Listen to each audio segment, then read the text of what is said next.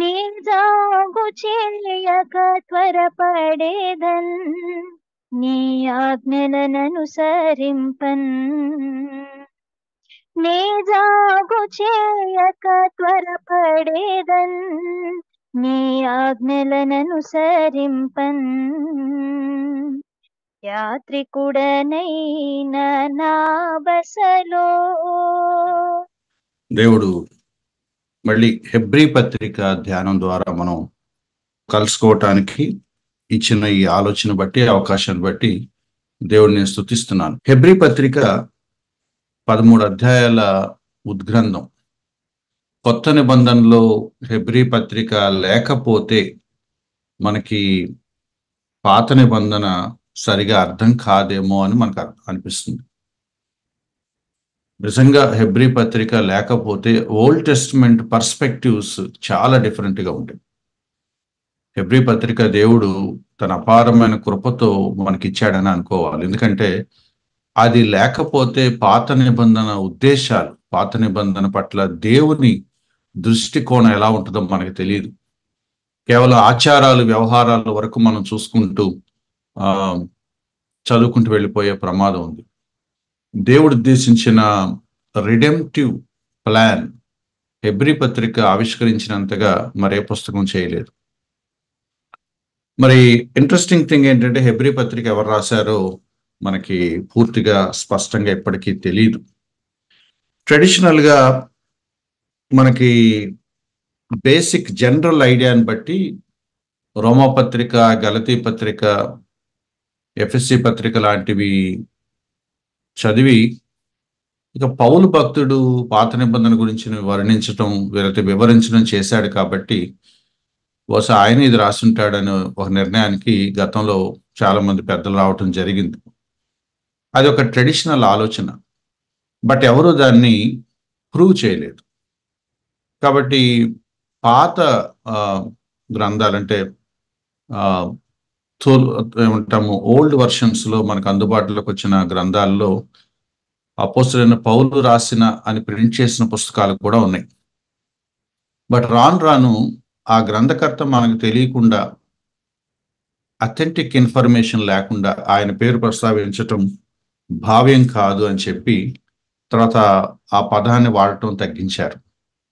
So then మనకు వచ్చిన పదం హెబ్రీ గ్రంథకర్త అని మనం మాట్లాడుతున్నాం. పేరు తెలియదు, హెబ్రీ గ్రంథకర్త అని తరచూ వాడటం మనం స్టార్ట్ చేస్తుంది. తర్వాత అందులో ఉన్న రచనా శైలిని బట్టి కానీ, అందులో ఉన్న కొన్ని ప్రస్తావనలు అంటే ఎక్కడా కూడా అపోస్తలత్వానికి కానీ లేకపోతే ఇతర శిష్యులకు సంబంధించిన ప్రస్తావన లేనందువల్ల సెకండ్ జనరేషన్ ఒక క్రిస్టియన్ అయితే ఒక భక్తుడు అపోస్తలతో సన్నిహితంగా ఉన్న ఒక వ్యక్తి రాసుంటాడు. ఫస్ట్ జనరేషన్ కాదు, అలాగని పౌలు గారు తర్వాత వచ్చిన పౌలు గారు కూడా కాదు, బట్ వాడితో సన్నిహితంగా మెలిగిన ఒక వ్యక్తి అయి ఉంటాడు. అంటే పౌలు కాదు కానీ పౌలుతో సన్నిహితంగా ఉండే వ్యక్తులు అయి ఉండొచ్చు, లేదా ఆ కాలంలో దేవుని కొరకు బలంగా వాడబడిన ధర్మశాస్త్ర పరిజ్ఞానం కలిగిన మరికొంతమంది వ్యక్తులు ఎవరో అయి ఉండొచ్చు అని ఒక ఆలోచన. కొంతమంది బర్నబా అన్నారు, కొంతమంది ప్రిసిల్లా అన్నారు, కొంతమంది బోలెడని పేర్లు ప్రస్తావించారు. అంటే కొత్త నిబంధనలు మనకు తెలిసిన పేర్లు అన్నీ వచ్చేసాయి. ప్రిసిల్లా అనే మాట తర్వాత అంత రీజనబుల్గా లేదని కూడా తేల్చేశారు. బట్ బర్నబా అయి ఉంటాడు. బర్నబా కూడా పౌలుతో సమానమైన పరిజ్ఞానం ఉన్నట్లుగా మన అపోస్తల కార్యాల్లో చూస్తాం కాబట్టి. అలాగని బర్నబా రాశాడు అనటానికి తగిన ఆధారాలు ఏమీ లేవు. ఇవన్నీ కూడా ఊహాగానాలే. సో ఏ గ్రంథకర్త అంటే ఏ బైబిల్ పండితుడు కూడా ఫలానా వ్యక్తి హెబ్రీ పత్రిక రాశాడని ఇంతవరకు అధికారక లేకపోతే ప్రామాణికంగా రుజువు చేయలేదు. మనకు కూడా ఎవిడెంట్ వివరాలు ఆ పుస్తకంలో దొరకలేదు. కానీ ఒకటి మాత్రం చాలా స్పష్టం, 2000 సంవత్సరాలుగా క్రైస్తవ సంఘాన్ని క్షేమాభివృద్ధి దిశగా నడిపించిన పుస్తకాల్లో ఈ పుస్తకం కూడా ఉంది. పరిశుద్ధాత్మ దైవావేశం వలన కలిగిన లేఖనాల్లో ఈ పుస్తకం కూడా పరిగణించబడింది. ఆయా సంఘాలలో ఆరాధనల్లో ఈ పుస్తకాన్ని ప్రామాణిక వాక్యంగా భావించి తమ జీవితాలని, తమ సంఘాన్ని నడిపించుకున్న చరిత్ర మనకుంది. సో రచయిత మనకు తెలియదు, అన్నోన్, బట్ ఆయన ప్రేరేపించి రాయించింది పరిశుద్ధాత్ముడే. ఇది పరిశుద్ధ లేఖనాలలో ఒకటిగా మనం కూడా నమ్ముతున్నాం. సో హెబ్రీ గ్రంథకర్త ఎవరో మనకి తెలియనప్పటికీ హెబ్రీ గ్రంథం దైవావేశం వలన కలిగిన లేఖనము అని 2000 సంవత్సరాలుగా క్రైస్తవ సంఘం నమ్ముతుంది. ఆర్సిస్ స్ప్రౌల్ అనే ఆయన చాలా చిత్రమైన వ్యాఖ్య చేశాడు. నేను గనక సువార్త నిమిత్తం శ్రమల పాలై చెరసాల్లో ఉండాల్సి వస్తే, జైల్లో ఉండి నేను ఒకే ఒక్క పుస్తకం చదవాల్సిన అవకాశం వస్తే ఆ ఒక్క పుస్తకం హెబ్రీ పత్రిక అవుతుంది అన్నాడు. అంటే సాధారణంగా నేను రోమా పత్రిక అభిమానిస్తానని మీ అందరికీ తెలుసు, కానీ నేను ఎందుకు హెబ్రీ పత్రిక ఎంచుకున్నాను అని అంటే, సందర్భాన్ని బట్టి అంతకంటే మించిన పుస్తకం ఉండదు అని ఆర్సిస్ స్ప్రౌల్ ఉద్దేశం. శ్రమలు అనుభవిస్తున్న క్రైస్తవుడు విశ్వాసంలో కృంగిపోయినప్పుడు, పర్సిక్యూషన్కి భయపడి వెనక్కి పారిపోదాం అనుకున్నప్పుడు, ప్రాణభయం చేతో ఇతర థ్రెట్స్ వల్ల విశ్వాసాన్ని విడిచిపెట్టి, ప్రభువుని విడిచిపెట్టి లోకంతో రాజీ పడిపోదాము, వెనక్కి వెళ్ళిపోదాం అనుకునే క్రైస్తవులను ఉద్దేశించి రాసిన పత్రిక. సో ఎవరినైనా ఎంకరేజ్ చేయాలనుకున్నప్పుడు ఈ పత్రికనే సజెస్ట్ చేస్తారు.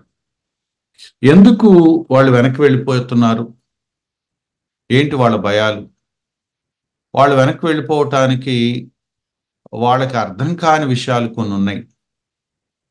ట్రూత్ వాళ్ళకి సరిగా అర్థమైతే వాళ్ళు నిలబడతారు, వెనక్కి వెళ్ళరు. వాళ్ళు వెనక్కి వెళ్ళడానికి కారణం సత్యం పూర్తిగా తెలియలేదు, కానీ భయం వాళ్ళని ఆవరించడం వల్ల.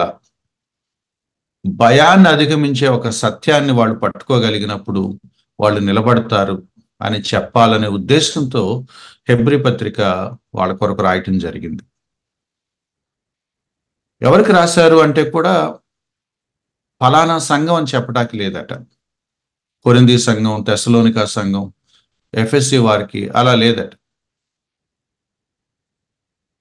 యూదా క్రైస్తవులను మాత్రం మనకు అర్థమవుతుంది. ధర్మశాస్త్రాన్ని పాటించే యూదా మతంలోంచి యేసుక్రీస్తు వారిని అంగీకరించిన కొందరు వ్యక్తుల గురిని ఉద్దేశించి రాయటం జరిగింది. వాళ్ళు సాలిడ్ బిలీవర్సా, నామినల్ బిలీవర్సా, అన్బిలీవర్సా, ఇదమిద్దంగా మనం చెప్పలేం. బహుశా మిక్స్డ్ గ్రూప్ అని అంటారు చాలా మంది.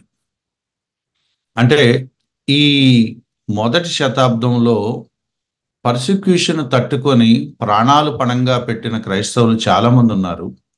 వాళ్ళలో కొంతమంది భయపడి ప్రభువుని లేదా విశ్వాసాన్ని విడిచిపెట్టిన వాళ్ళు ఉన్నారు. మరి కొంతమంది బ్యాక్ టు జుడాయిజం, అంటే ఈ రిస్క్ అంతా మనకెందుకు అని వెనక్కి వెళ్ళిపోయిన వాళ్ళు ఉన్నారు. సో నిలబడిన వాళ్ళని అప్రిషియేట్ చేస్తూ రాశాడా, సందిగ్ధం ఉన్న వాళ్ళని డిసైడ్ అవ్వమని రాశాడా, వెనక్కి వెళ్ళిపోయిన వాళ్ళని మళ్ళీ తిరిగి రమ్మని రాస్తున్నాడా? బహుశా 3 మనకి ఇక్కడ కనపడతాయి. కాబట్టి మిక్స్డ్ రీడర్స్ ఉన్నారు.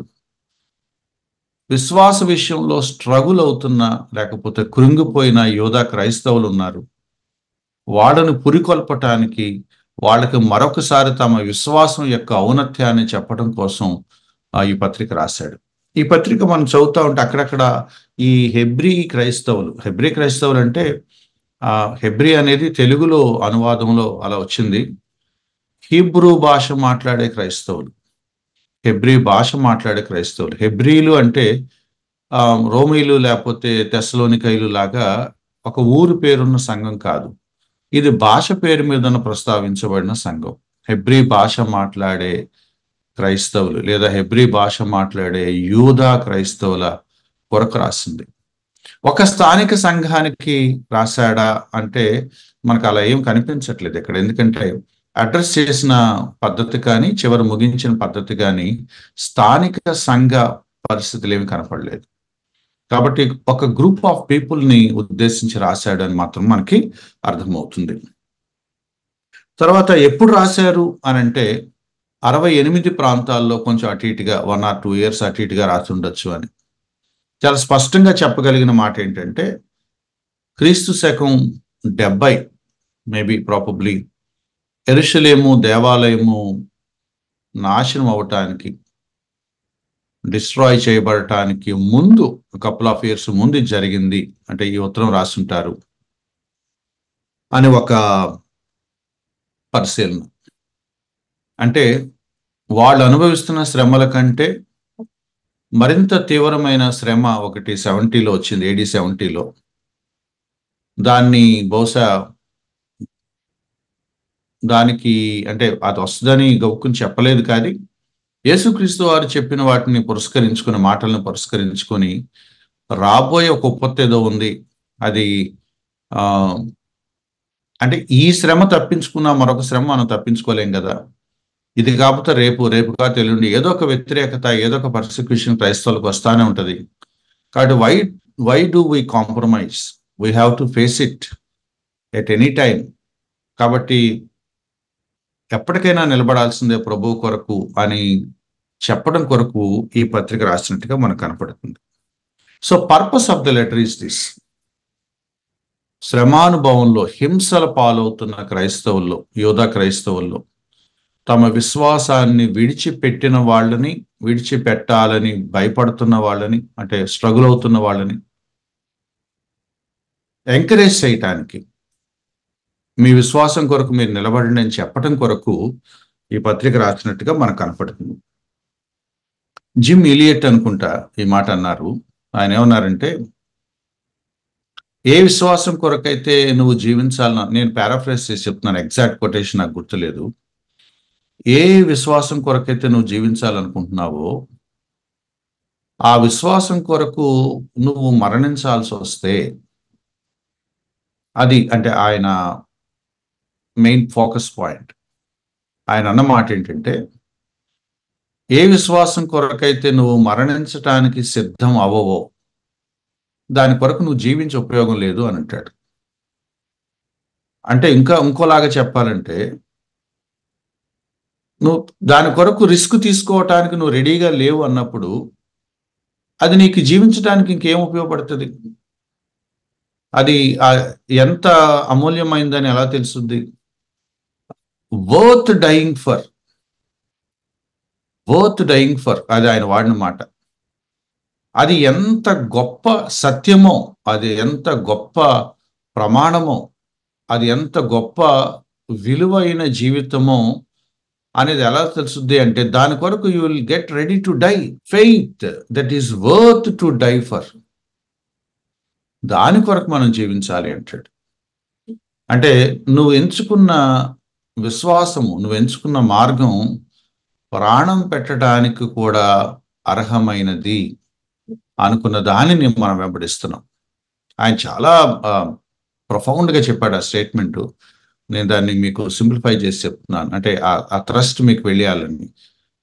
మనం ఎంచుకున్న మార్గం మరణించటానికి అర్హమైనది, ప్రాణం పెట్టడానికి తగినది. నేను ఈ పద్ధతి పాటిస్తానండి, ఈ నమ్మకం నాకుందండి, బట్ రిస్క్ వస్తే వదిలేస్తానండి అన్నప్పుడు అదేం ప్రమాణం? అది దాని విలువ అంతేనా? కాబట్టి జిమ్ ఎలియట్ మాట ఏంటంటే, faith that is worth dying for. యేసుక్రీస్తు వారిని నమ్ముకోవటం, యేసుక్రీస్తు వారి కొరకు జీవించటం ఎంత ఉన్నతమైనదో, ఎంత సీరియస్ విషయమో మనకు అర్థం అవ్వాలి అంటే హెబ్రీ పత్రిక మనం చదవాలి. Sometimes as it is worth dying for. మనం అక్కడ దాకా మనం వెళ్తామా, నిలబడతామా అంత దాకా నేను మాట్లాడట్లేదు, కానీ at least let us accept the fact that it is the only truth on this face of this earth that is worth dying for. ప్రాణం పెట్టడానికి కూడా వెనకాడాల్సిన పని లేని ఒక గొప్ప సత్యాన్ని మనం వెంబడిస్తున్నాం. No second thought. సో ఆ థాట్ లేకపోతే ఆ సత్యం ఏంటో మనకి తెలిస్తే will get ready for that. యోధా క్రైస్తవులు ఆ సత్యం అర్థం కాకే మళ్ళీ వెనక్కి వెళ్ళిపోదాం యోధా మతానికి అనుకుంటున్నారు. మీరు ఏది వదిలి వెళ్తున్నారో మీకు తెలుసా? ఏది వదిలి దేనికోసం వెళ్తున్నారో మీకు అర్థమవుతుందా? విచ్ ఈజ్ సుపీరియర్ అని చెప్పడం కోసం ఈ పత్రిక రాసినట్టుగా మనకు అనిపిస్తుంది. సో ఈ పత్రిక ఒకవైపు యూదా క్రైస్తవుల విశ్వాసాన్ని బలపరుస్తుంది, మరోవైపు యూదా క్రైస్తవులు ఏది వదిలి వెనక్కి వెళ్ళిపోతున్నారో ఆ డిఫరెన్స్ చెప్పే ప్రయత్నం చేశాడు. ఒక విలువైన దాన్ని వదిలేసి ఒక మామూలు దానికోసం వెళ్ళే ఒక రాంగ్ చాయిస్ లాగా చూపిస్తున్నాడు. అత్యంత ప్రామాణికమైన ఉన్నతమైన యేసుక్రీస్తు వారిని వదిలేసి అతి స్వల్పమైన అల్పమైన పాత యూదా మతపు క్రమానికి మీరు వెళ్తున్నారు అని చెప్పాలని చూస్తున్నాడు. కాబట్టి ఏది సుపీరియర్, ఏది బెటర్? తెలుగు బైబిల్లో చాలా బ్యూటిఫుల్ వర్డ్ వాడారు, శ్రేష్టమైనది. ఏది శ్రేష్టమైందో మీరు తేల్చుకోండి, ఏది శ్రేష్టమైందో మీరు అర్థం చేసుకోండి, ఎటు నుంచి మీరు ఎటువైపు వెళ్తున్నారో మీరు అర్థం చేసుకోండి. యేసుక్రీస్తు చేసిన కొత్త నిబంధన, యేసుక్రీస్తు ప్రాయశ్చిత్తం అదేంటో మీకు అర్థమైతే మీరు మళ్ళీ వెనక్కి వెళ్ళరు. మీరు ఎంచుకొని లేకపోతే ఏ మతానైతే వదులుకొని యేసుక్రీస్తు వారి దగ్గరికి వచ్చారో ఆ మతం దగ్గరికి మళ్ళీ మీరు వెళ్ళరు, ఆ యోధా మతం దగ్గరికి మళ్ళీ మీరు వెళ్ళరు. ఎందుకంటే Christ is superior than any other way of life. ఈ భూమి మీద మరి ఏ మార్గం, ఏ మతం, ఏ విశ్వాసం కంటే మించిన ఒక సత్యం, ఒక ప్రమాణం ఎవరంటే యేసుక్రీస్తు వారు. ఆయన కొరకు మీరు జీవించినప్పుడు ఆయన అలాగే మిమ్మల్ని విడిచిపెట్టడు. ఆయన ఎప్పుడు ఒకలానే ఉంటాడు. And he is with you always. కాబట్టి మీరు ఆయన కొరకు నిలబడినప్పుడు you will see the fruit. దానికి ఎంకరేజ్ చేస్తూ బోల్డంత మంది భక్తుల జీవితాలని 11వ అధ్యాయంలో ప్రస్తావించాడు. వాళ్ళందరూ కష్టాలను అధిగమించి మీలాగే వెళ్ళారు, but finally they have arrived. వాళ్ళు చేరుకున్నారు గమ్యానికి. మీరు కూడా కొంచెం వాళ్ళని మాదిరిగా తీసుకోండి. వాళ్ళలాగా మూల్యం చెల్లించాల్సి వస్తే వెనకాడద్దు, మూల్యం చెల్లించండి. Worth doing that, worth dying for. ఆయన మిమ్మల్ని విడవడు, ఎడబాయడు. ఆయన మీతో ఉంటాడు. ఆయన ఎప్పుడు ఒకేలాగుంటాడు. మీరు కూడా మీ విశ్వాసంలో కన్సిస్టెంట్గా ఉండండి అని చెప్పడం కొరకు ఈ పత్రిక 13 అధ్యాయాలు రాశారు. ఈ పత్రిక ప్రారంభమే, మొట్టమొదటి వచనమే ఒక పెద్ద మేకు తీసుకొచ్చి మన నెత్తి మీద కొట్టేసినట్టుగా అనిపిస్తుంది. పౌలు కాదు ఇది అని చాలా మంది అనటానికి కారణం ఇది కూడా ఒకటి. అంటే the way he started the letter. ఈ పత్రిక ప్రారంభించిన విధానం చూస్తే పౌలు గారి రెగ్యులర్ లెటర్ ఫార్మేట్ కనపడదు ఇక్కడ. ఇది ఉత్తరమేనా అనే డౌట్ మనకు వస్తుంది. ఎందుకంటే ఒక వ్యాసం రాశారా, అయితే ఒక సెర్మన్, లిఖితపూర్వకంగా ఒక సెర్మన్ రాశారా అని డౌట్ వస్తూ ఉంటుంది. మధ్య మధ్యలో నా సహోదరులారా అనే మాట ప్రస్తావించినప్పటికీ some people call it a sermon. ఇది ఒక సందేశాన్ని, దీర్ఘమైన సందేశాన్ని రిటర్న్ ఫామ్ లో రాసి పంపించారేమో, ఒక లాంగ్ మెసేజ్ స్క్రిప్టెడ్ అని. ఎందుకంటే స్టార్టింగ్ ఎవరికి రాస్తున్నారో పౌలు గారు రెగ్యులర్గా వాడే ఉత్తరం ఫార్మాట్, లేకపోతే చివరిలో ఉండే కుశల ప్రశ్నలు, గ్రీటింగ్స్ అవేమీ లేవు, ఇన్స్ట్రక్షన్స్ ఏమీ లేవు. స్ట్రైట్ అవే ఒక థీమ్, ఒక అంశాన్ని స్టార్ట్ చేస్తున్నట్టుగా మనకు కనపడుతుంది. అండ్ మొదటి అధ్యాయం మొదటి వచనం ఇందాక నేను చెప్పినట్లుగా ఒక పెద్ద బాంబు పడేశాడు. పర్టికులర్లీ ఎవరికి అంటే యూదులకు, యూదా క్రైస్తవులకు. యూదులకు అనే మాట ఎందుకు వాడుతున్నానంటే రాసింది వాళ్ళకే, యూదా మతం నుంచి ప్రభుని అంగీకరించిన వాళ్ళకి. ఇన్ జనరల్ విశ్వసింపకపోయినా కూడా ధర్మశాస్త్రంతో బాగా పరిచయం ఉన్న యూదుల కోసం ఈ మాట చెప్తున్నాడు. అంటే వాళ్ళ మీదకి, వాళ్ళ మనసుల్లో ఒక ఏమంటాము, ఒక పిడుగు పడిందా అన్నట్లుగా ఈ వచనం ఉంటుంది. హెబ్రీ పత్రిక 1వ అధ్యాయం 1వ వచనం ఎంత ప్రాముఖ్యమైన వచనం అంటే, ఈ వచనం మనకు అర్థం కాకపోవటం వల్లే బయట చాలా మంది ఇంకా భిన్నమైన బోధల్లో ఉన్నారు. ఈ వచనం అర్థం కాకపోవటం వల్ల, ఈ వచనాన్ని నిర్లక్ష్యం చేయటం వల్లే ఇంకా కొన్ని సిద్ధాంతాలు, అబద్ధ బోధలు మన మధ్యలో వ్యాప్తిలో ఉన్నాయి. హెబ్రీ పత్రిక 1వ అధ్యాయం 1వ వచనం ఎంత గంభీరమైన వచనం అంటే, కొత్త నిబంధనకి పాత నిబంధనకి మధ్యలో ఒక బ్రిడ్జ్ లాంటి వచనం అన్నమాట. మలాకీ తర్వాత మత్తయి సువార్త, ముందు మధ్యలో ఉన్న ఖాళీ పేజీల్లో ఈ వచనం పెట్టాలి. అంటే it's a bridge to the new testament. ఏమని అక్కడ రాశాడో మనకు అర్థమైతే, దెన్ వీ విల్ రియలైజ్ దేవుడు ఏం చేశాడో రాసుకుంటా వచ్చాడు. మేబీ కొంతమంది ఏమంటారంటే, ఎంటైర్ ఓల్డ్ టెస్టిమెంట్ కి ఒక్క లైన్ సమింగ్ అప్ అనమాట. అంటే ఎలా అనాలి అంటే, Old Testament in one line. Old Testament in one line. ఏంటి Old Testament in one line అంటే, పూర్వకాలమందు అంటే ఇన్ ద పాస్ట్, అంటే గతంలో, అంటే యేసుక్రీస్తు వారికి ముందు కాలంలో. ఇంకొంచెం చెప్పాలంటే, ఈ గ్రంథకర్త ఈ పత్రిక రాయటానికి ఒక తరం ముందు వరకు, అంటే యేసుక్రీస్తు వారి నుంచి యేసుక్రీస్తు వారి ముందు వరకు, సింపుల్ గా all the years that come under Old testament.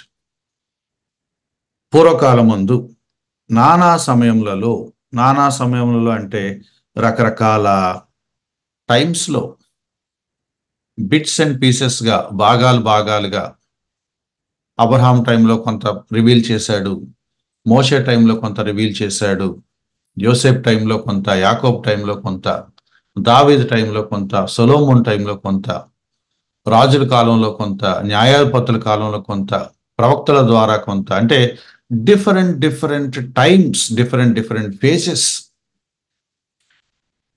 నానా విధాలుగా అన్నప్పుడు కూడా మళ్ళీ మనకి చూడొచ్చు, కలలు, దర్శనాలు, వాక్యం ద్వారా, పలకబడిన మాట ద్వారా, రాయబడిన గ్రంథాల ద్వారా, సూపర్ న్యాచురల్ లీడింగ్స్ ద్వారా, రకరకాల సందర్భాల్లో దేవుడు తనను తాను బయలుపరుచుకుంటూ వచ్చాడు, దేవుడు తను తాను ప్రత్యక్షపరుచుకుంటూ వచ్చాడు. దాన్ని ఏమన్నారంటే, ప్రవక్తల ద్వారా మన పితరులతో మాట్లాడిన దేవుడు. ఇంపార్టెంట్ పాయింట్ ఏంటంటే, ఒక ఆయన అబ్జర్వేషన్ చేశాడు. మేబీ ఇది 3వ పుస్తకమేమో, ఇలా ఒక స్టేట్మెంట్, దేవుడి గురించిన ఒక స్టేట్మెంట్తో స్టార్ట్ అవటం అని. అంటే ఇతర పుస్తకాలు లేదని కాదు, కానీ మనకి మొదటి వచనంలోనే వీ ఫైండ్ సంథింగ్ స్టార్ట్లింగ్. ఆదికాండం 1వ అధ్యాయంలో దేవుడు భూమి ఆకాశం సృష్టించాడు. యోహాను సువార్త 1వ అధ్యాయంలో దేవుడు వాక్యమై ఉన్నాడు, ఆయన మన దగ్గరికి వచ్చేసాడు. అలాగే హెబ్రీ పత్రిక 1వ అధ్యాయం 1వ వచనం ఏం చెప్తుందంటే, దేవుడు మాట్లాడాడు. బైబిల్లో ఉన్న దేవునికి ఉన్న ప్రత్యేకత ఇది. The God of the Bible is God that speaks. మాట్లాడతాడు. దేవుడు మాట్లాడతాడా అంటే, ఎస్ మాట్లాడతాడు. బైబిల్ చెప్పే అన్డినయబుల్ ఆన్సర్, గాడ్ స్పీక్స్. ఆదికాండం 1వ అధ్యాయం చెప్పింది, ఆయన కలుగును గాక అని పలికాడు, చాలా పనులు జరిగాయి. అది మొదలుకొని ఆయన మాట్లాడుతూనే ఉన్నాడు. హెబ్రీ గ్రంథకర్త కూడా చెప్పాడు, we know that hour God speaks. ఆ దేవుడు మాట్లాడాడు. మాట్లాడటం అంటే అర్థం ఏంటంటే, ఊరిని కబుర్లు చెప్పే దేవుడు కాదు. When Bible speaks that God spoke, it is nothing but God reveals. పాత నిబంధనలో మనకు తరచూ కనపడే ఒక ఫేమస్ లైన్ ఒకటి ఉంది. మనం చాలాసార్లు అది అర్థం చేసుకోవట్లేదు. యెహోవా వాక్కు ఈలాగు ప్రత్యక్షమై, యెహోవా వాక్కు ప్రత్యక్షమై ఈలాగు సెలవిచ్చెను, యెహోవా వాక్కు ప్రత్యక్షమై యెహోవా ఈలాగు సెలవిచ్చుచున్నాడు. ఇట్లాంటి మాటలు చాలా ఉన్నాయి. మీరు ఆలోచించండి, వాక్కు ప్రత్యక్షం అవటం అంటే ఏంటి? వాక్కు ప్రత్యక్షం అవటం అంటే ఏంటి? యెహోవా వాక్కు నాకు ప్రత్యక్షమై అంటే ప్రవక్త ఒక చోట అంటే, how does the word of God appears? దేవుని మాట ఎలా కనపడుతుంది నీకు? యెహోవా వాక్కు నా దగ్గరికి వచ్చింది అని ఒక ప్రవక్త అంటే, వాక్కు నీ దగ్గరికి ఎలా వస్తుంది? నువ్వు చూస్తావా దాన్ని? నువ్వు చూడగలవా? అది నీకు విజిబుల్లా? కాదు కదా.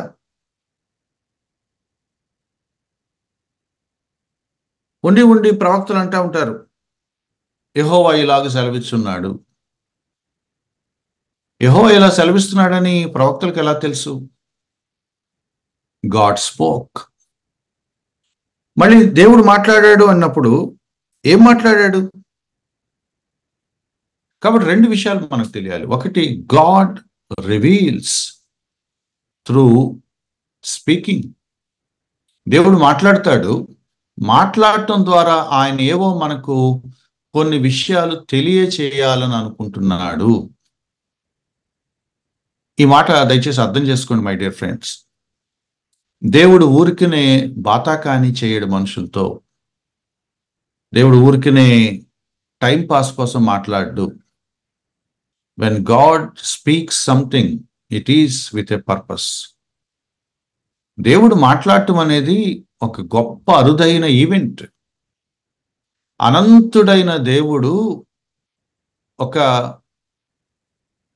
నీటి బుడగలో పోల్చడానికి కూడా సరిపడని ఒక అల్పమైన మనిషికి అర్థమయ్యేలా మాట్లాడటం, అది మన ఊహకు మించిన సందర్భం.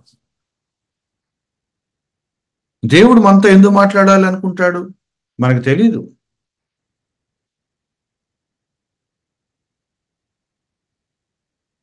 God wants to share something. God wants to reveal something. God wants something that we really want to know. మనం ఏదో తెలుసుకోవాలని ఆయన అనుకుంటున్నాడు. ఒక ఇంపార్టెంట్ సంగతి ఏదో ప్రజలకు చెప్పాలని ఆయన అనుకుంటున్నాడు. ఎంటైర్ ఓల్డ్ టెస్టిమెంట్ కాన్సెప్ట్ ఇదే. ఆదాము మొదలుకొని దేవుడు ఆయా సమయాలలో ప్రత్యక్షమవుతూ, మాట్లాడుతూ, కలల ద్వారా, దర్శనం ద్వారా బయలుపరుస్తూ, నేను రకరకాల పదాలు వాడుతున్నాను, ప్రత్యక్షపరుస్తూ, బయలుపరుస్తూ, వెల్లడి చేస్తూ, మాట్లాడుతూ, to make us know something, మనకేదో అర్థమయ్యేలా చేయాలని, మనం ఏదో తెలుసుకునేలా చేయాలని, మనకేదో అవగతమయ్యేలా చేయాలని, దేని గురించో మనకు అవగాహన కల్పించాలని దేవుడు నానా విధాలుగా, నానా సమయాలలో, నానా ప్రవక్తల ద్వారా మాట్లాడుతూ వచ్చాడు. ఇక్కడ మీరు అర్థం చేసుకోవాల్సింది ఏంటంటే, బైబిల్ చెప్తున్న దేవుడు తనను తాను ప్రత్యక్షపరచుకోవటానికి ప్రయత్నించిన దేవుడు. ఎందుకు ప్రత్యక్షపరచుకున్నాడు? గ్రేస్. వీళ్ళతో నేనేంటి మాట్లాడేది, వాళ్ళకి నేను మాట్లాడటం ఏంటి అని అంటే మనకేం లేదు, అసలు మనకేం లేదు. But he really wanted to reveal himself. తనను తాను కనబరుచుకోవాలనుకున్నాడు ఆయన. సృష్టి కార్యం చేశాడు. ఆదికాండంలో ఆదాముని మట్టిలోంచి తయారు చేశాడు, గాఢ నిద్ర కలగజేశాడు. ఆ పక్కటెంకు నుంచి హవ్వను తయారు చేశాడు. మెలకు వచ్చిన తర్వాత ఆదాము తన బతుకు తను బతికేసేలా చేయలేదు. స్పృహలోకి వచ్చారు, మన పని మనం చేసుకుందాం, ఏంటో ఇక్కడ ఉన్నా నేను, ఎందుకున్నానో నాకు తెలియదు, ఇదేదో ముందు, మరి దీన్ని తోట అంటారా, చెట్టు అంటారా? మీరు ఆలోచించండి, ఒక ఇగ్నోరెంట్ మ్యాన్ని దేవుడు చేయలేదు. When Adam was created, he knew that he was in a garden created by God. He knew the person who was before him was another person like him, his wife. ఇదేంటి జంతువులు, దీని జంతువు అంటారని కూడా తెలుసా ఆదాంకి? He knows. ఆ wisdom దేవుడు ఆయనకి ఇచ్చాడు. ఇది పలానా జంతువు అందాం, దీని బర్డ్ అని అందాం, దీనికి ఒక పేరు పెడదాం. ఆ కేటగిరీస్ని గుర్తుపట్టి వాటి ఏమంటాము ఫీచర్స్ బట్టి, వాటి క్యారెక్టరిస్టిక్స్ని బట్టి, అది ఏ వర్గానికి చెందుతాయో వాటికి కొన్ని పేర్లు పెట్టి వాటిని ఏ కేటగిరీలో వేయాలో ఆ జ్ఞానం ఆదాంకి ఇచ్చాడు. చల్లపూట వచ్చి ఆదాంతో ఎందుకు మాట్లాడాలి దేవుడు? Because he wants to reveal something, he wants to share something, he wants to speak about something. కయీను హేబెల్ని చంపేశాడు. టక్మని ప్రత్యక్షమై కయీను why did you do this అని ఎందుకు అడగాలి దేవుడు? అసలు ఏం జరిగిందో తెలియకుండా అర సెకండ్లో కయీని కాల్చి పడేయచ్చు కదా, కాలి బూడిదైపోవచ్చు కదా శాపం వచ్చి. కయీను, do you know what do you do? Why did you do this?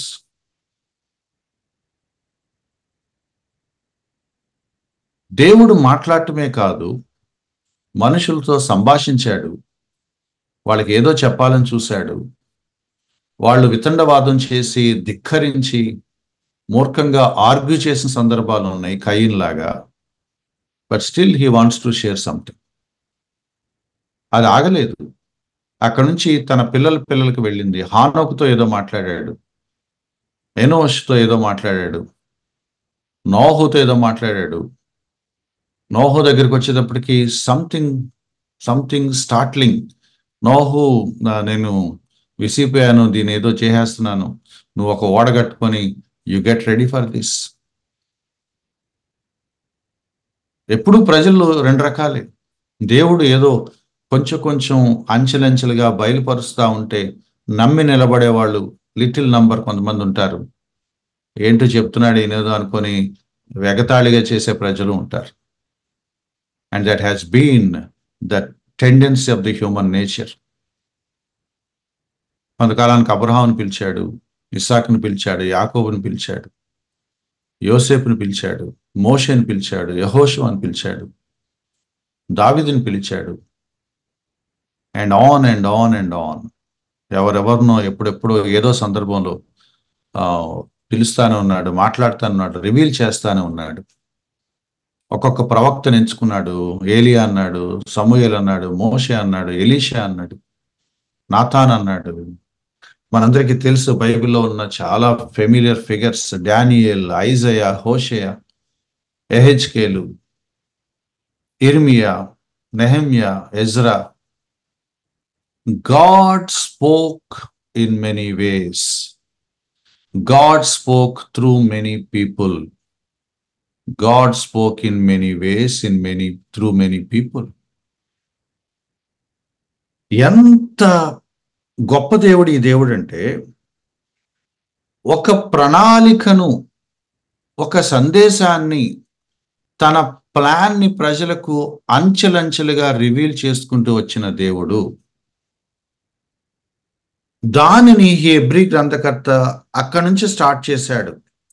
పాత నిబంధన మొత్తాన్ని ఒక లైన్లో క్రోడీకరించి స్టార్ట్ చేశాడు.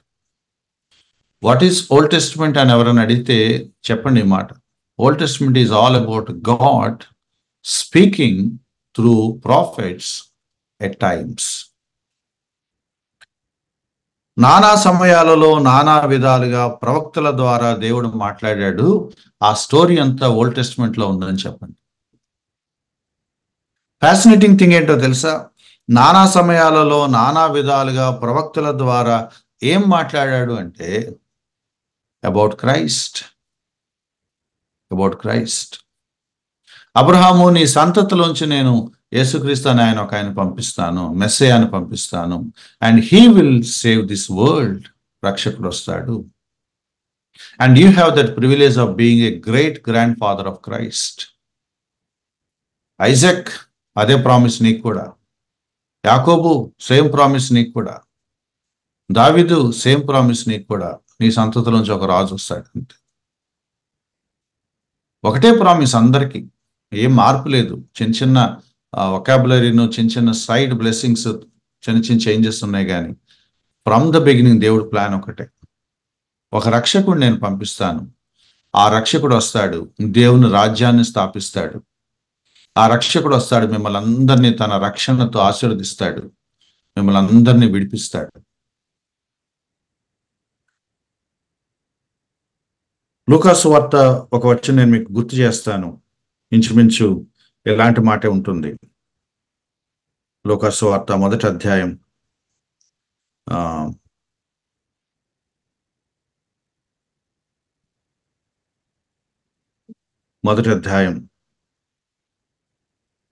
68 అంతా కలిపి ఉంటుంది. 68వ వచనంలో నేను 68 స్టార్టింగ్ నుంచి చూస్తున్నాను. అంటే దాన్ని విడగొట్టి చెప్తే మళ్ళీ మీరు ఎక్కడ మిస్ అవుతారని భయం నాకు. నేను పైన జంప్ చేసుకుంటూ వెళ్తాను, నన్ను కొంచెం ట్రాక్ చేయండి, మీరు ఈజీగా ఉంటుంది. 1, ప్రభువైన ఇశ్రాయేలు దేవుడు స్తుతింపబడును గాక. ఎందుకు? 1, ఆయన తన ప్రజలకు దర్శనం ఇచ్చాడు, వారికి విమోచన కలగజేశాడు. కొంచెం ఒక లైన్ స్కిప్ చేసుకుంటూ వెళితే, దేని గూర్చి ఆయన మాట్లాడాడు, విమోచన కలగజేశాడు, రక్షించటానికి తను ప్రామిస్ చేసిన మెస్సయాను పంపించాడు. ఆయనే ఇప్పుడు నీ గర్భంలో నీ బేబీ, ఇవన్నీ చెప్పడానికి క్రిస్మస్ స్టోరీ సందర్భంలో జరిగిన డిస్కషన్ అనమాట ఇది. దీనిని గూర్చి ఆయన ఆది నుండి తన పరిశుద్ధ ప్రవక్తల నోట పలికించెను. This is what he spoke through prophets. ప్రవక్తల ద్వారా ఆయన మాట్లాడిన మాట ఏంటంటే, that he is going to send a saviour to save people. మత్తయి సువార్తలో మరియ దగ్గరకు దేవదూత వచ్చి కనపడి చెప్పిన మొట్టమొదటి మాట ఇదే, మరియ నువ్వు భయపడద్దు, పరిశుద్ధాత్మ వల్ల నువ్వు గర్భం ధరిస్తావు, ఆయన తన ప్రజలను వారి పాపముల నుండి రక్షిస్తాడు. What is Old Testament is all about Christ, the saviour of those world. అందుకని ఆయన పుట్టగానే సర్వోన్నతమైన స్థలములలో అని దేవదూతల పాటలు పాడారు. Because the saviour is born, Christ has come. Old టెస్టిమెంట్లో ఏముంది అంటే, హెబ్రీ గ్రంథకర్త చెప్పే మాట ఒకటే. ఓల్డ్ టెస్టిమెంట్లో ఏముందంటే, దేవుడు నానా సమయాలలో నానా విధాలుగా తన ప్రవక్తల ద్వారా ఏం మాట్లాడాడో అది ఓల్డ్ టెస్టిమెంట్లో ఉంది. అండ్ ఇంట్రెస్టింగ్ పాయింట్, దానికి ఇంకొక మాట యాడ్ చేస్తున్నాడు. నానా సమయాలలో నానా విధాలుగా ప్రవక్తల ద్వారా మన పితరులతో, అంటే పాత నిబంధన కాలంలో మన ముందు తరాల వరకు ఆయా వ్యక్తులతో మాట్లాడిన దేవుడు ఈ జనరేషన్కో లేకపోతే చివరి తరానికో ప్రస్తుత తరానికో సమకాలీన తరానికో మరొక ప్రవక్తను పంపించాడని అంటలేదు. See the order. నానా ప్రవక్తల ద్వారా, రకరకాల ప్రవక్తల ద్వారా మాట్లాడిన దేవుడు ఇంకొక ప్రవక్తను పంపించాడని కూడా అంటలేదు.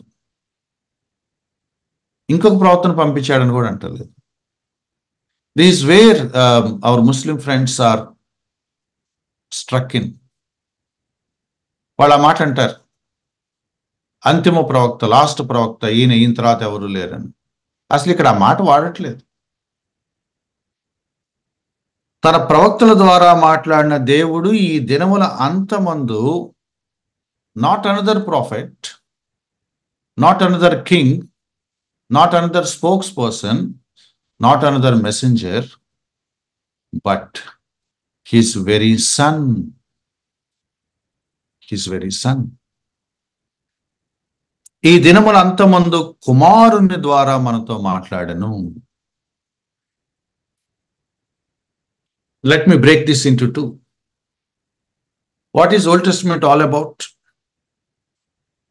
పాత నిబంధన దేని గురించి మొత్తం అంటే సింపుల్. దేవుడు నానా విధాలుగా నానా సమయాలలో ప్రవక్తల ద్వారా మనతో మాట్లాడాడు. That is Old testament. And what is New testament? That God spoke through his sun. That is New testament. ఎంత క్లియర్ కట్ గా ఉందో చూడండి. పాత నిబంధన దేవుడు మనతో మాట్లాడాడు, ప్రవక్తల ద్వారా మాట్లాడాడు. ప్రవక్తల ద్వారా ఏం మాట్లాడాడో 39 అధ్యాయాలు మీరు చదువుకోండి.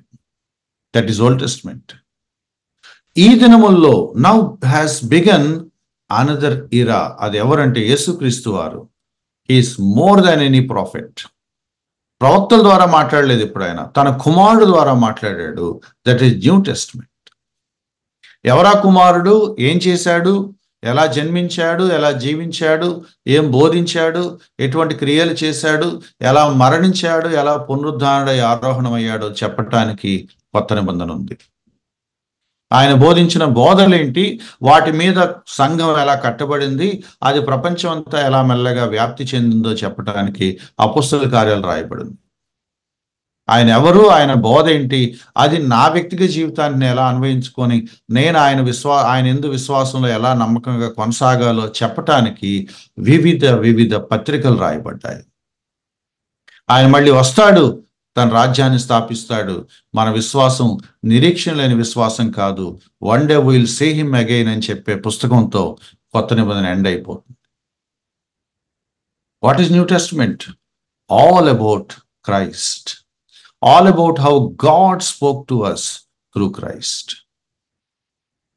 కొత్త నిబంధన తర్వాత ఇంకేం లేదు మై డియర్ ఫ్రెండ్స్.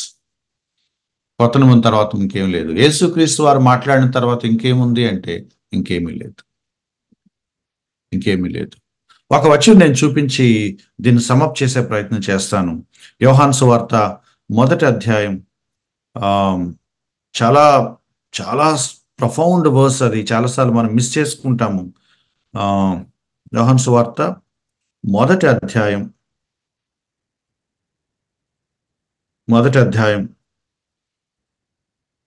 నేను 2 వచనాలు చూపిస్తాను.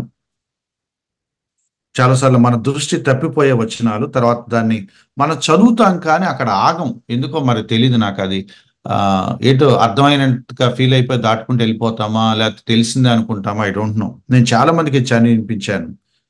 14వ వచనం. ఆ వాక్యము శరీరధారి అయి కృపా సత్య సంపూర్ణుడిగా మన మధ్య నివసించాను. ఈ లైన్ చూడండి. మనకి వాక్యం శరీరధారి అయి కృపా సత్య సంపూర్ణ అనే వచనం మనకు బాగా ఫెమిలియర్. ఆ పదాలు ఆయా పాటల్లో వచ్చేసాయి, మనం పాడేస్తూ ఉంటాం. బట్ ఇమీడియట్లీ ఫాలోయింగ్ వర్స్ మనం మిస్ చేసుకుంటాం. తండ్రి వలన కలిగిన అద్వితీయ కుమారుని మహిమ వలె మనం ఆయన మహిమను కనుగొంటిమి.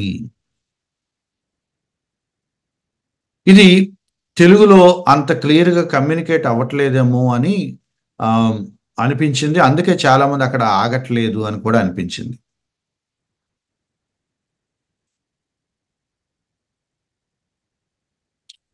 తండ్రికి ఏ మహిమ ఉందో ఆ మహిమే కుమారుడికి ఉంది అని అర్థం వచ్చేలాగా ఉంటుంది అన్నమాట ఈ వచనం.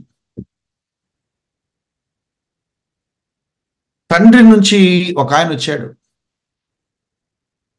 ఆయన తండ్రి నుంచి వచ్చాడు కాబట్టి ఒక దేవతతో లేకపోతే ఇంకెవరో పంపించారో కాదు. ఆయన లాంటి మహిమనే ఈయన కూడా కలిగి ఉన్నాడు. ఈయన ఆయనతో చాలా అవినాభావ సంబంధం కలిగిన వాడు. ఎవరు ఆయన అంటే ఆయన కుమారుడు. మనం కూడా దేవుని పిల్లలమే కదా అంటే అలా అనకూడదు అంటున్నాడు. ఆ పై వచనంలో ఏమన్నాడంటే, ఇక్కడ 13వ వచనంలో అన్నాడు, మనం దేవుని పిల్లలం అవుతాము, కానీ అది అర్థం చేసుకోవటానికి ఒక లెక్క ఉంది. అది ఆయన యందు విశ్వాసం ఉంచిన వారు దేవుని పిల్లలు అవుతారు. ఆయన యందు విశ్వాసం ఉంచిన వారు దేవుని పిల్లలు అవుతారు అంటే, నేను ఇప్పుడు మారుమనసు పొందగానే నా శరీరంలో, నా మాంసంలో ఏదో ప్రక్రియలు, రసాయనిక చర్యలు జరిగి నేను ఏదో కొత్త అవతారం లాగా నేను తయారవ్వట్లేదు. నేను ఎప్పుడు ఇలాగే ఉంటాను, కానీ విశ్వాసం ఉంచాక దేవుని బిడ్డగా మారుతాను. అంటే మనుష్యేచ్ఛల వల్ల మాంసంలో ఉన్న శారీరక ప్రక్రియల ద్వారా నేను ఒక న్యూ బాడీ నాకేం రావటం లేదు. సో దేవుడితో నా రిలేషను ఫిజికల్ కాదు, బయలాజికల్ కాదు, అది రిలేషనల్, స్పిరిచువల్. అలాగే 13వ వచనం మీరు చూడండి, దేవుని వలన పుట్టిన వారే, లేకపోతే రక్త మాంసాలకు సంబంధించింది కాదు, మనుష్యేచ్ఛల వలన కలిగింది కాదు. అలాగే యేసుక్రీస్తు అని ఒక ఆయన వచ్చాడు. ఆయన దేవుని అద్వితీయ కుమారుడు. చాలా మంది ఇక్కడ మిస్ అయిన పాయింట్ అదనమాట. మీరు మీరు మీరు ఆలోచించిన నా పాయింట్ మీకు కన్వే అవుతుందో లేదో నాకు తెలియదు. నేను సురేష్ అనబడే నేను దేవుని నమ్ముకున్నప్పుడు దేవుని బిడ్డను, ఆయన కుమారుని అయ్యానని 12వ వచనం ఆధారంగా నేను చెప్పుకుంటున్నాను. 12వ వచనం ఆధారంగా. కానీ దాని అర్థం నాకు కొత్త మాంసం వచ్చింది, కొత్త శరీరం వచ్చింది, ఇంకేదో ప్రక్రియలో బయలాజికల్గా నాకు మార్పులు వచ్చాయని కాదు. నేను అలా పుట్టలేదు ఆత్మీయంగా, దైవికంగా పుట్టాను. నా ప్రవర్తనలో మార్పు జరిగింది. దేవునితో నా రిలేషన్లో చేంజ్ వచ్చింది. It's not physical, it's not of flesh. కావాలని యోహాను భక్తుడు ఈ వివరణ రాశాడు.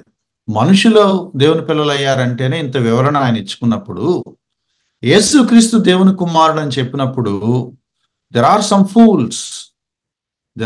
ఫూల్స్. గాడ్ ఈ స్పిరిట్ అని బైబిల్ చెప్తుంది. ఆత్మస్వరూపైన దేవునికి ఒక అద్వితీయ కుమారుడు ఉన్నాడు అన్నప్పుడు దేవుడికి భార్య ఎవరు? యేసుక్రీస్తు ఎక్కడి నుంచి వచ్చి పుట్టాడు అని అడిగితే ఏమనాలి వాళ్ళని? మనుషులు దేవుని పిల్లలు అన్నప్పుడే, బాబు దేవుడికి మీరు శారీరకంగా పుట్టిన పిల్లలు కాదు బాబు, ఇది మనుష్యేచ్ఛల వల్ల రక్త మాంసాల వల్ల కలిగింది కాదు, ఇది దేవుని వలన పుట్టిన వారని మనుషులకి ఎంత వివరణ ఇచ్చినప్పుడు, దేవుని కుమారుడు అన్నప్పుడు ఏం వివరణ తీసుకోవాలి? It is relational.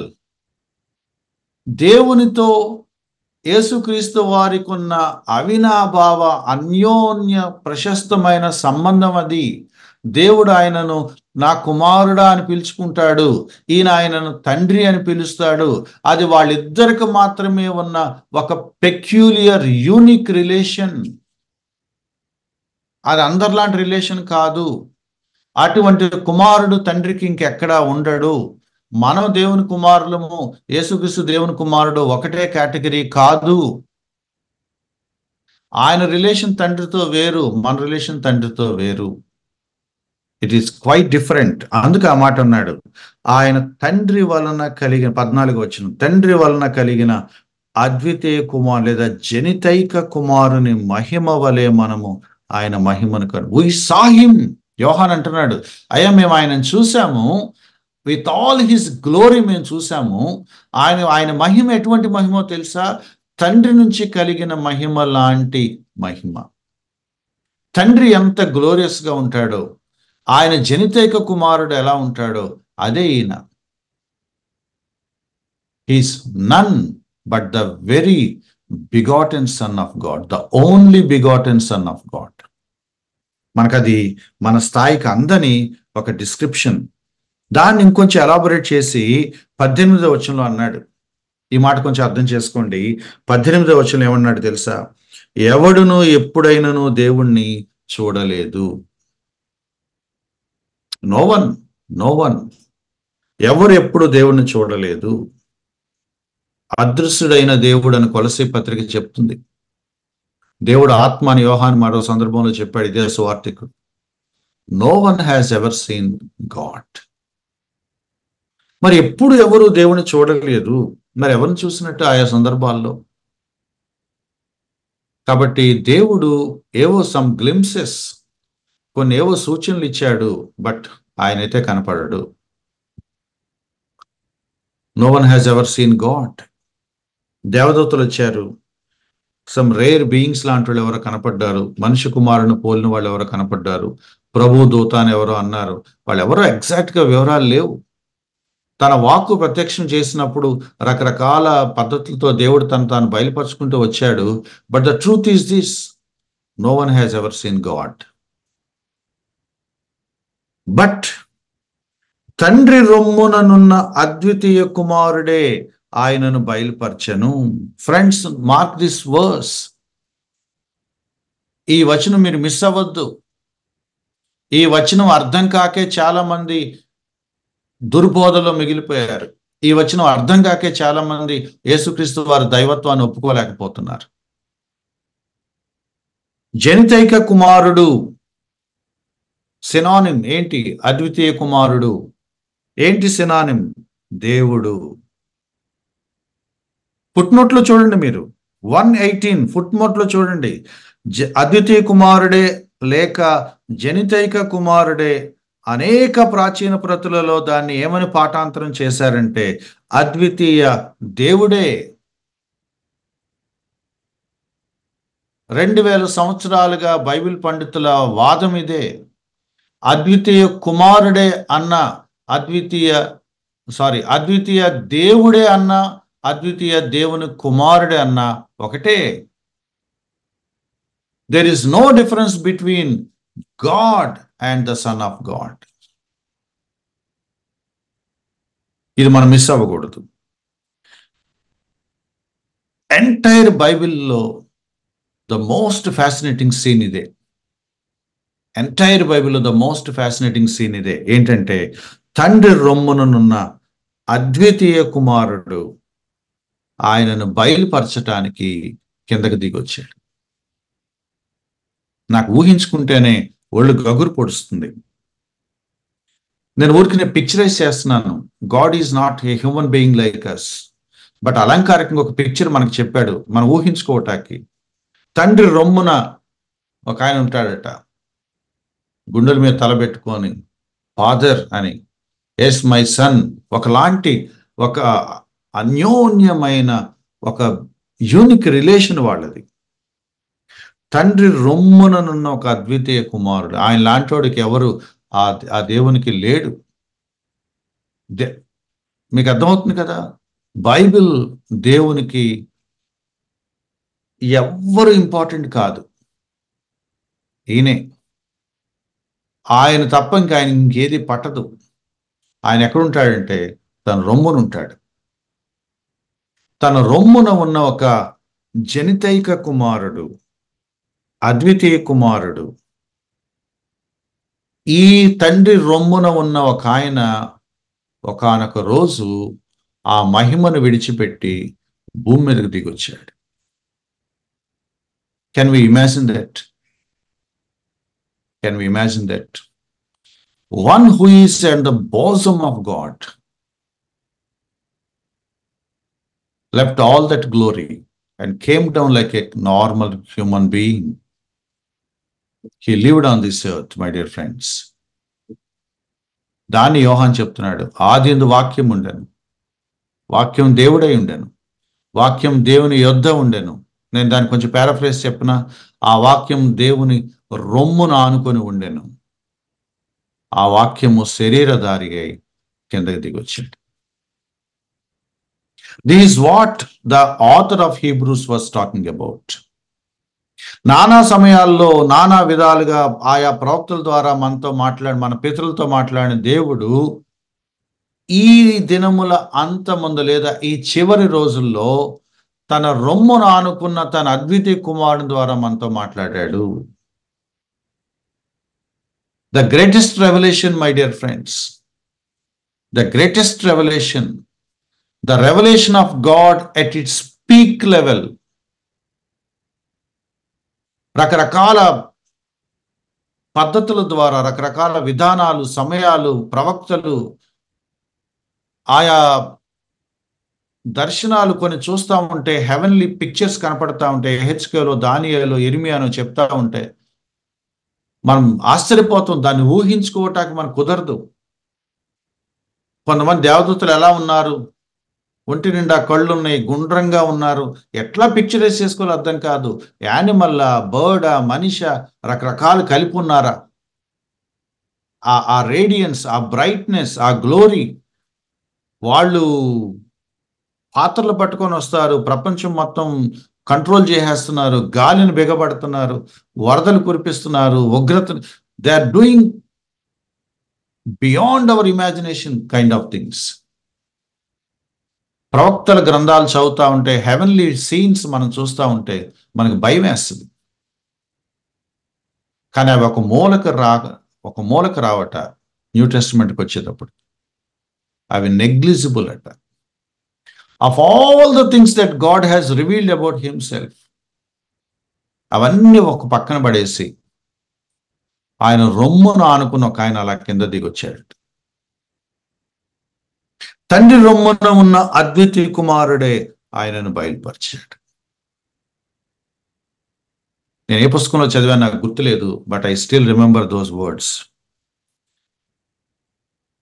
God on earth, భూమి మీదకి వచ్చిన దేవుడు, గాడ్ ఇన్కార్నేట్.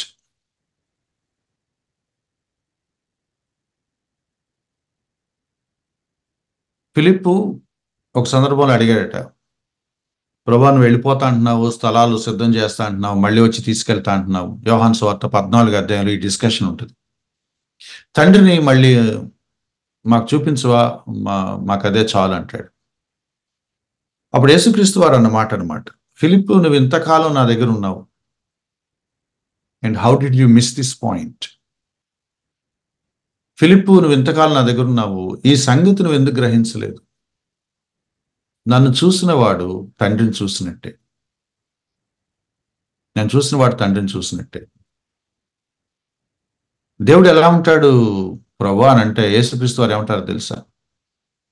దేవుడు ఎలా ఉంటాడంటే అని అండు, ఎలా ఉంటాడు, నన్ను చూసావు కదా ఫిలిప్పు, హ్యావ్ యూ సీన్ మీ? అవును ప్రభా, 3.5 సంవత్సరాల నుంచి చూస్తున్నాం ప్రభా నేను. And this how the father is. ఇందా నేను చెప్తున్నాను, ఎవరన్నారు ఆ మాట నాకు గుర్తులేదు, కానీ ఆయన ఏమన్నాడంటే, దేవుడు కోపం వస్తుందా? అదృశ్యుడైన దేవుడు కోపం వస్తుందా నాకు ఎలా తెలుస్తుంది? దృశ్యుడైన యేసుక్రీస్తు వారిని చూస్తే తెలుస్తుంది. కొలసీ పత్రికలో ఉంది కదా, అదృశ్య దేవుని స్వరూపం ఆయన. Christ is the visible image of invisible God. ఆయన అదృశ్యుడు, ఈయన దృశ్యుడు, అదొకటే తేడా. What Father does, Son does. What Father is, the Son is. తండ్రి ఏమై ఉన్నాడో కుమారుడు అదే,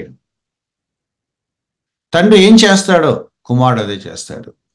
కుమారుడు ఎలా ఎప్పుడెప్పుడు ఎలా ప్రవర్తిస్తాడో, that is the picture of God. ఆయన ఏమన్నాడంటే, యేసుక్రీస్తు వారికి కోపం వచ్చిందా? వచ్చింది, కొన్ని సందర్భాల్లో తాళను కొరడాలుగా చేసాడు. ఎస్, దేవుడు కూడా కోపం వస్తుంది. దేవుడు ప్రేమిస్తాడా మనుషుల్ని? Look at Jesus and you will know that God loves people. కుష్ఠవ్యాధిగ్రస్తుల్ని ముట్టుకొని వాళ్ళని పరామర్శించి, వాళ్ళని స్పర్శించి, వాళ్ళ గాయాలు కట్లు కట్టి, he loved them like anything. Therefore God loves people. దేవుడు నన్ను చూసి బాధపడతాడా, దుఃఖపడతాడా? Of course, because Jesus did it. మన బాధలు చూసి యేసుక్రీస్తు వారు ఏడ్చినని బైబిల్ చెప్తుంది. మనం అర్థం చేసుకుంటాడు.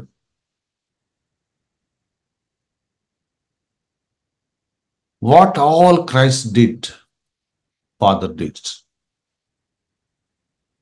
తండ్రి రొమ్మున ఉన్న ఒక కుమారుడు, నేనే ఆయన, ఆయనే నేను అని చెప్పుకునే ఒక రిలేషన్ ఉన్న ఒక ఆయన వచ్చి దేవుడి గురించి మాట్లాడుతూ ఉంటే, ఫ్రెండ్స్,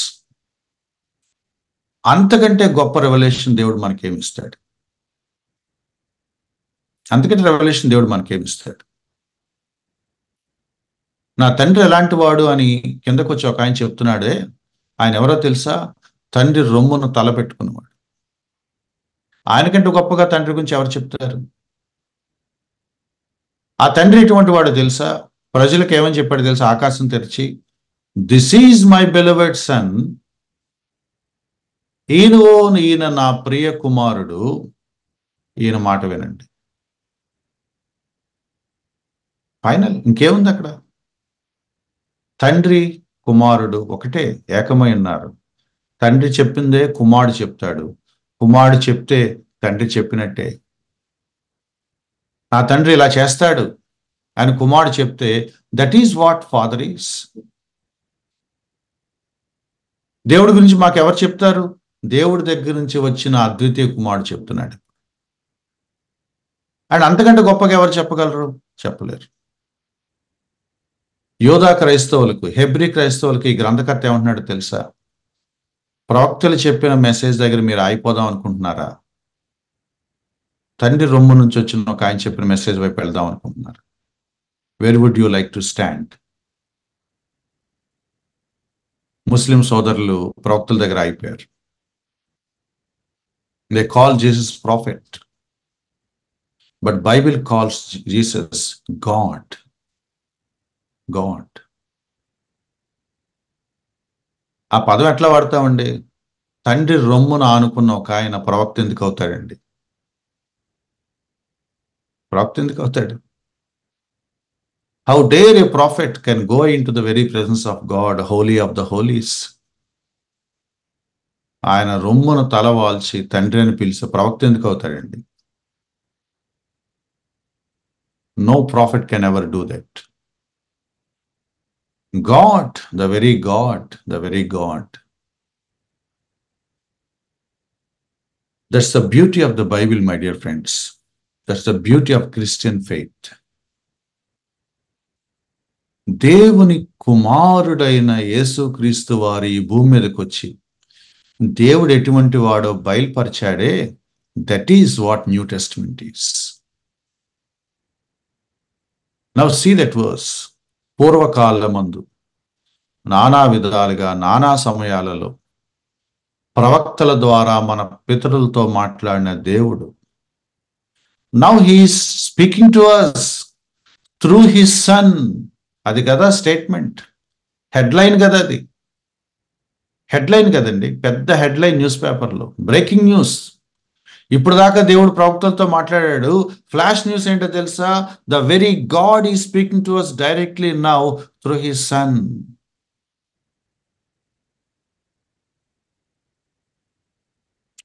దేవుడు మనుషులతో మాట్లాడతాడా? Yes, through prophets. కాదు కాదు కాదు, త్రూ ప్రాఫిట్స్ అనేది ఒక మాధ్యమం. బట్ దేవుడు నేరుగా మనతో మాట్లాడతాడా? Yes, his son, his son. అందుకు యోహాన్ అంటున్నాడు, ఇందా మనం చదువుకున్నామే 14వ వచనం, తండ్రి వలన కలిగిన అద్వితీయ కుమారుని మహిమ వలె మనం ఆయనను కనుగొంటిమి. ఎట్లా అర్థం చేసుకోవాలి ఆ వచనాన్ని?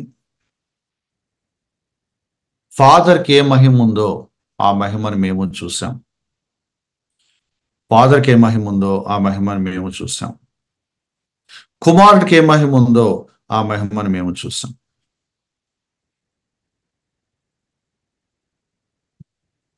God the Father, God the sun.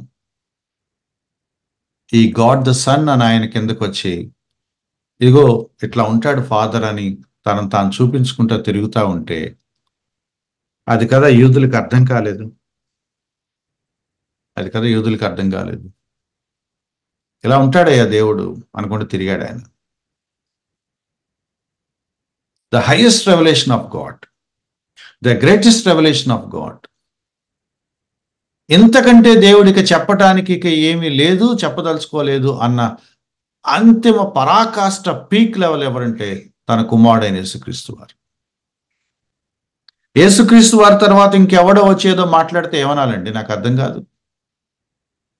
యేసుక్రీస్తు తర్వాత ఇంకెవడన్నా వస్తాడా? దేవుని రొమ్మును ఆనుకున్న వ్యక్తి కంటే ఇంకా సన్నిహితంగా తండ్రితో ఉండగలిగిన వాడు ఎవడన్నా ఉన్నాడా? ఎవడన్నా వచ్చి యేసుక్రీస్తు వారి తర్వాత నేను అంతిమ ప్రవక్తనంటే, what a fool you are. దేవుని కుమారుడు ప్రత్యక్ష తర్వాత మళ్ళీ ఒక కామన్ మ్యాన్ వచ్చి ప్రత్యక్షత అనుకుంటా వచ్చి యేసుక్రీస్తు వారి కంటే ఎక్కువ చెప్తాడా?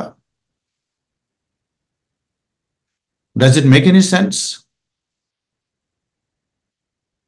మీకు అర్థమవుతా సింపుల్ ఎగ్జాంపుల్ చెప్తాను, చీప్ ఎగ్జాంపులే, బట్ మీకు అర్థమవుతా చెప్తాను. ఎల్కేజీ చదివాము, యూకేజీ చదివాము, 1వ తరగతి చదివాము, 2వ తరగతి 3వ తరగతి చదువుకుంటూ వెళ్ళాము.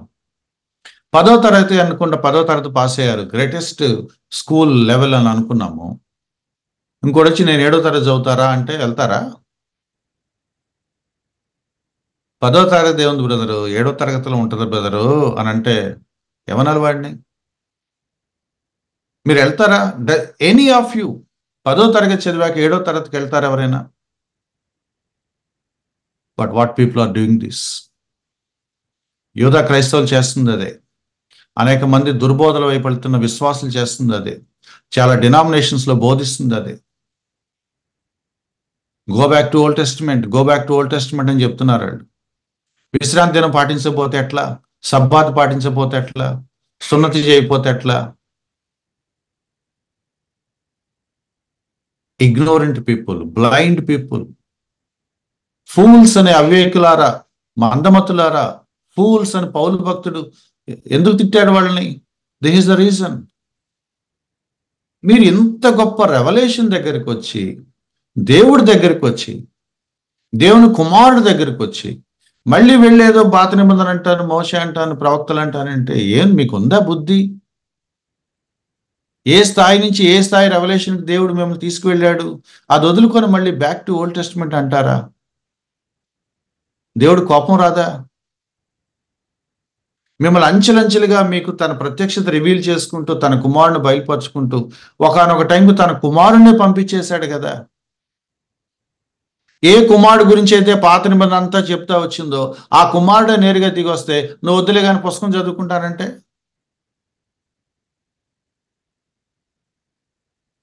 ఎంత ఫులిష్నెస్ మనుషులకి అర్థం కాదు నాకు. పుస్తకంలో ఆయన గురించి చదివాము, వస్తున్నాడు ప్రవక్త, వస్తున్నాడు ఒక ఆయన రక్షకుడు, వస్తున్నాడు విమోచకుడు అని చదువుకున్నాము. ఆయన వచ్చాడు, నువ్వు వద్దులే కానీ ఇదే చదువుకుంటానంటే దేవుడు కోపం రాదు? There are many people who love Judaism than Christ. Even today. వాళ్ళ క్రైస్ట్ అవసరం లేదండి, వాళ్ళ సాటర్డే కావాలి. ఏమనాలి వాళ్ళని? Aren't they fools? వాళ్ళు తెలివి తక్కువ వాళ్ళు కాదా? యేసుక్రీస్తు మాకొద్దు, మాకు సాటర్డే చాలంటే తెలివి తక్కువ వాళ్ళు కాదా వాళ్ళు? ఈ దినముల అంతమందు దేవుడు తన కుమారుడి ద్వారా మాట్లాడాడు అంటే ఆ కుమారుడు ఎటువంటి వాడో నీకు అర్థమైతే, దేవుడే నేరుగా భూమి మీదకి వచ్చి నీతో మాట్లాడితే, దేవుడు మాట్లాడాక ఈ దేవుడు నువ్వు మాట్లాడటం సరిగా లేదు కానీ ప్రభా యెషయా మాటలు భలే ఉన్నాయి ప్రభా అంటే ఏమనాలండి? యేసుక్రీస్తు వారు అక్కడికి చాలా కోపంతో అన్నాడు, మీరు ధర్మశాస్త్రాల్లో దేనికో తరచి చూస్తూ ఉంటారే, ఆ ధర్మశాస్త్రం నా గురించే చెప్పింది. ఇదిగో నిలువెత్తు మనిషిని మీ ఎదురు నేను నిలబడ్డాను, and you don't believe in me. లేఖనాలు ఎవరి గురించి అయితే మాట్లాడుతున్నాయో ఆ వ్యక్తి మీ ఎదురుగుంటే మీరు అతను నమ్మరు, and you talk about scriptures. What people are you? ఫిబ్రవరి పత్రిక ఒక స్ట్రాంగ్ వచనంతో స్టార్ట్ అయింది మై డియర్ ఫ్రెండ్స్. యూదులకి, మరి ముఖ్యంగా యోధా మతాన్ని గట్టిగా పట్టుకొని వేలాడే మత ఛాందస్సులకు, యేసుక్రీస్తుని వదిలేసి మళ్ళీ యోధా మతానికి వెళ్ళిపోదామా, ఈ పర్సిక్యూషన్ మనం తట్టుకోలేకపోతున్నాం, క్రైస్తవ్యంలో ఉంటే ప్రాణాలు పోతాయి, యోధా మతం ఉంటే సేఫ్గా ఉంటాం అనుకునే వాళ్ళని ఏమనాలి? బాబు మీ ప్రాబ్లం నాకు తెలుసు, మీ భయాలు నాకు తెలుసు, బట్ దేనికోసం ఎవరిని వదిలేస్తున్నారో తెలుసా మీరు? అది చెప్పాలని హెబ్రీ గ్రంథకర్త ఈ పుస్తకం రాశాడు. We don't understand who Christ is when you consider him a prophet. యేసుక్రీస్తును ప్రవక్తలాగాను బోధకుడిలాగాను మాట్లాడుతూ ఉంటే నీకు ఆయన అర్థం కాలేదు. తండ్రి రొమ్మున ఆనుకున్న అద్వితీయ దేవుడు. ఒక డినామినేషన్ వాళ్ళు నాతో ఆర్గ్యూ చేయడానికి ఒకసారి మా ఇంటికి వచ్చారు. 3-4 కలిసి వచ్చారు. యేసుక్రీస్తు దేవుడు కాదని వాళ్ళు. నేను అన్నాను, మీతో నేను ఆర్గ్యూ చేయలేనండి, విత్తనవాదాలు నేను చేయలేను, నాకు అంత ఓపిక లేదు, but I will show you one verse. నాకు మీరు దానికి ఆన్సర్ చెప్పండి అన్న. ఇదే యోహాను సువార్త 1వ అధ్యాయం 18వ వచనం చూపించాను. మనం చదువుకున్న వచనం, తండ్రి రొమ్మున ఆనుకున్న అద్వితీయ కుమారుడే ఆయనను బయలుపరిచాను. లీనియర్ బైబిల్ తీసి చూపించాను, ఇంటర్లీనియర్ బైబిల్ తీసి చూపించాను. నేను చెప్పట్లేదు బాబు, ఫుట్ నోట్ చూపిస్తాను. ఫుట్ నోట్ చూపిస్తాడు, నమ్మట్లేదు. ఫుట్ నోట్లో క్లియర్గా ఉంది. నేను మీకు 3 పదాలు చెప్పాను, 3 సినానిమ్స్ చెప్పాను. అద్వితీయ కుమారుడే అన్న, జనితైక కుమారుడే అన్న, దేవుడే అన్న ఒకటే. అద్వితీయ కుమారుడే, జనితైక కుమారుడే, అద్వితీయ దేవుడే. అది ఫుట్ నోట్లో రాశారండి. ఆ ఫుట్ నోట్లో రాసిన వాక్యం ఎందుకు అవుద్ది అన్నాడు. బాబు రాతప్రతుల్లో ఉన్నాయి, కొన్ని రాతప్రతుల్లో అద్వితీయ కుమారుడు అని రాశారు, కొన్ని రాతప్రతుల్లో అద్వితీయ దేవుడు అని రాశాడు. సినానిమ్ అది అంటే అతను కన్విన్స్ అవ్వలేదు. అప్పుడు నేను వాళ్ళకి ఇంటర్లీనియర్ బైబిల్ ఓపెన్ చేసి చూపించాను. నెట్లో ఉంది, వాళ్ళకి చూడరు అంతే, వాళ్ళకి ఇష్టం లేదు. నెట్లో ఓపెన్ చేసి చూపించాను. థియోస్ అక్కడ ఉంది, ఇక్కడ ఉంది. మీరు ఎత్తుకోండి, మీరు చూసుకోండి, చాలా క్లియర్గా ఉంటుంది. నేను అన్నాను 2 చోట్ల ఇదే. నేను తెలుగులో ఫుట్ నోట్ గిట్ నోట్ అనేది అంటున్నారు కదా మీరు, పిచ్చి లాజిక్లు. ఇగో మీకు దిస్ ఈస్ ద ప్రూఫ్. అక్కడ థియోస్ అని ఉంది, ఇక్కడ థియోస్ అని ఉంది. మీరు చెప్పండి, మూల భాషలో ఉన్నప్పుడు మీరు మాట్లాడండి. దీనికి ఎలా జవాబు ఇవ్వాలో తెలియక వాళ్ళు, మేము తర్వాత మాట్లాడుతాం బ్రదర్, టైం అయిపోయింది, పని ఉందని వెళ్ళిపోయారు. ఇంతవరకు మళ్ళీ రాలేదు వాడు.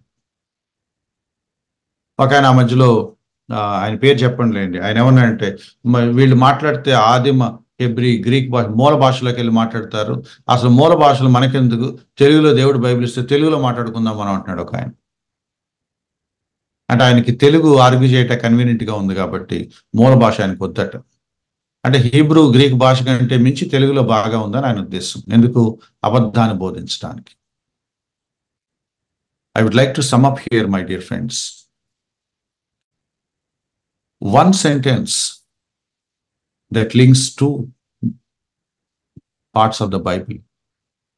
God spoke through prophets progressively. అంచెలంచెలుగా క్రమ పద్ధతిలో పెంచుకుంటూ తన రెవల్యూషన్ పెంచుకుంటూ ఒక ప్రోగ్రెసివ్ వేలో దేవుడు మాట్లాడుతూ వచ్చాడు. తన కుమారుడి ద్వారా మాట్లాడాడు. And that's final. ఆ కుమారుడు తర్వాత ఇక రివీల్ చేయటానికి కానీ అంతకంటే మించి నెక్స్ట్ లెవెల్ చెప్పడానికి కానీ ఇంకేమీ లేదు. సో కంక్లూడింగ్ పాయింట్ ఏంటో తెలుసా? దేవుని రొమ్మునున్న అద్వితీయ కుమారుడే, అద్వితీయ దేవుడే భూమి మీదకి వచ్చి మాట్లాడిన తర్వాత ఇంకా రెవల్యూషన్ లేదు, రాదు, ఉండదు. No new revolution. Christ is the final revelation. Christ is the ultimate revelation of God. Christ is the perfect, complete revelation of God. అక్కడ ఫుల్ స్టాప్ పెట్టేయాలి. యేసుక్రీస్తు వారే అంతిమ దైవిక ప్రత్యక్షత. యేసుక్రీస్తు వారే దేవుని ప్రత్యక్షతకు సంపూర్ణత. యేసుక్రీస్తు వారే దేవుని పరిపూర్ణమైన సంగతులు వెల్లడించాడు, మనకు అవసరమైనంత వరకు వెల్లడించారు. అక్కడితో ఫుల్ స్టాప్ పెట్టేయాలి. ఇంకా లేదు, ఇంకా రాదు. There is no new revolution after Christ. తన కుమారుడు ద్వారా మాట్లాడిన తర్వాత, ఆ కుమారుడు మరణించి పునరుద్ధరణ ఆరోహణమైన తర్వాత ఇక దేవుడు మనకు బయలుపరచడానికి ఏమీ లేదు. తను చెప్పాలనుకున్నది ఆది కాండం నుంచి, సృష్టి చేసిన దగ్గర నుంచి, జగత్ పునాది వేయబడక ముందు నుంచి తనను తాను రివీల్ చేసుకుంటూ వచ్చిన ఆ దేవుడు ఏవైతే చెప్పాలనుకున్నాడో అంచెలంచెలుగా ప్రవక్తల ద్వారా చెప్పుకుంటూ వచ్చిన దేవుడు యేసుక్రీస్తు వారి ద్వారా పరిపూర్ణంగా మనకు అనుగ్రహించిన తర్వాత దట్స్ ఇట్, పీరియడ్, అయిపోయిందంతే. No new revolution. ఎవరైనా బోధకుడు వచ్చి బైబిల్లో లేదు కానీ దేవుడు నాకు చెప్పాడు అంటే వాడి మాట నమ్మకండి. వాడిని మీరు ఏమనాలంటే, are you greater than Christ? Are you the next level of Christ అని అడగండి. కుదరదండి, కుదరదు. దేవుడు బయలుపరచడు. అందుకే ఎవరైనా వచ్చి దేవుడు నాకు చెప్పాడు, దేవుడు నాకు చూపించాడు అంటే నేను ఏమడుగుతానంటే, ఓకే, దేవుడు మీకు చూపిస్తే నేను మీ అనుభవాన్ని కాదనే హక్కు నాకు లేదు. బట్ నా కన్సర్న్ ఏంటంటే, ఒకవేళ మీకు దేవుడు చెప్పింది ఆ పెద్ద పదంతో రెవల్యూషన్ అని కనుక మీరు అనాల్సి వస్తే, would you place it after revolution? 67వ పుస్తకం కింద పెడదామా? కొత్త నిబంధనలో ఆఖరి పుస్తకం కింద మీద యాడ్ చేద్దామా? అట్లా అవసరం లేదు. మరి అట్లా అవసరం లేనప్పుడు నాకెందుకు నీ బుక్? నాకు వాక్యం ప్రమాణం. ఆ వాక్యం సరాసరి దాని పక్కన సమాంతరంగా ఈశ్వరు తరితోగినప్పుడు ఆ దేవుడిచ్చాడని నేను ఎట్లా నమ్ముతాను? ప్రోగ్రెసివ్ అంటున్నాం కదా, క్రమక్రమంగా దేవుడిచ్చాడు అంటున్నాం కదా. అంచెలంచెలుగా దేవుడు తన రెవల్యూషన్ పెంచుకుంటూ యేసుక్రీస్తు వారి దగ్గర పరిపూర్ణంగా ఇచ్చాడు. ఇస్తే అంతకంటే పెద్దది ఇస్తాడు, లేకపోతే ఇంకివ్వడు. అంతకంటే పెద్ద ఇవ్వటానికి లేదు. ఎందుకంటే క్రైస్ట్ని మించిన రెవల్యూషన్ ఇంకా లేదు. Impossible. And if anybody talks about revelation, నా చివరి మాట, రెవల్యూషన్, ప్రత్యక్షత అనే మాట ఎవరైనా వాడుతూ ఉంటే ఆ వ్యక్తి విషయంలో కాషియస్గా ఉండండి. రెవల్యూషన్ అనే పదం లూజ్గా మాట్లాడేవాళ్ళు ప్రసంగాల్లో విసిరేస్తూ ఉంటే, పుస్తకాల్లో విసిరేస్తూ ఉంటే, దేవుడు నాకు ప్రత్యక్షపరిచాడు, దేవుడు నాకు రివీల్ చేశాడు అంటా ఉంటే నమ్మద్దు. Because revolution doesn't happen every time. Revolution is the extraordinary way of God to reveal himself. It happened through Christ ultimately. ఇంకా ఆ తర్వాత ఇంకేం లేదు. ఆ తర్వాత అనే మాట రానివ్వద్దు. ఆఫ్టర్ క్రైస్ట్ అనే మాట లేదు. ఇక Christ is the revolution of God. అది యోహాను సువార్తలో మనం చదువుతున్నాం. తండ్రి రొమ్మునున్న అద్వితీయ కుమారుడే ఆయనను బయలుపరిచాడు, మేము ఆయనను చూసాము. And his glory, Father's glory ఒకేలాగా ఉన్నాయి. అద్వితీయ దేవుడు, అద్వితీయ కుమారుడు యేసుక్రీస్తు వారు. Thank you. God bless you.